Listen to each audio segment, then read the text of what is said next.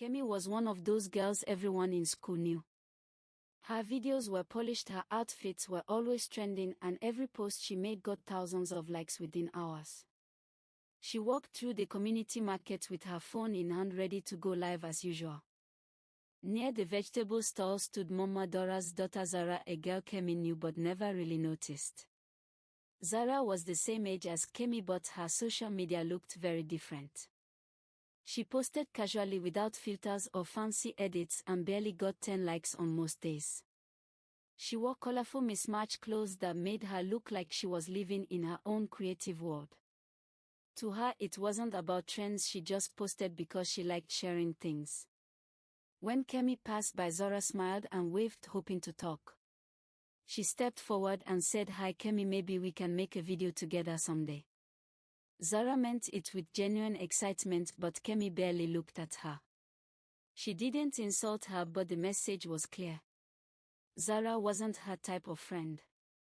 Kemi lifted her phone to continue recording, but even she could feel that her energy wasn't the same. Zara slowly walked back to her mother's stall, pretending she wasn't bothered. Mama Dora gently placed a hand on her shoulder and whispered something warm that made Zara's eyes soften again. Kemi left the market and went home to edit her video, but she kept remembering Zara's hopeful face. She hadn't meant to hurt her feelings, she just didn't want to be associated with someone so different from her online world. Still, something felt wrong. Later that evening, curiosity pushed her to scroll through Zara's page.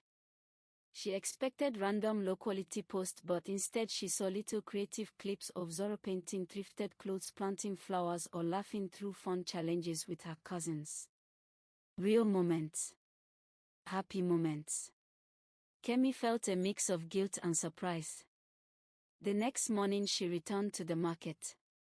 Zara was helping her mom arrange tomatoes into funny shapes to make her laugh. Seeing Zara like that made Kemi put her phone away. She walked over and told Zara she liked her creativity and had seen her post. Zara's smile was shy but bright.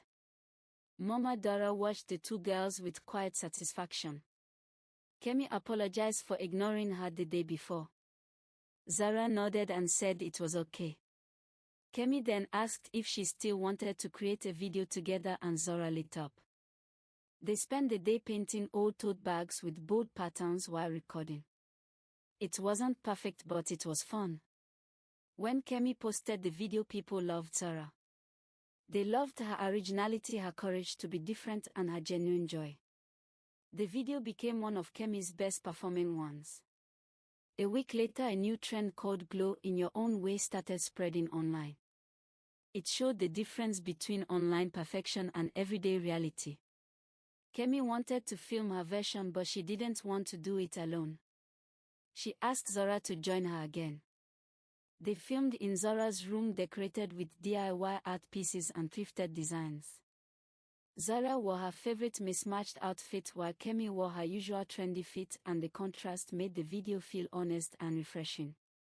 When they posted it, the video went viral almost instantly.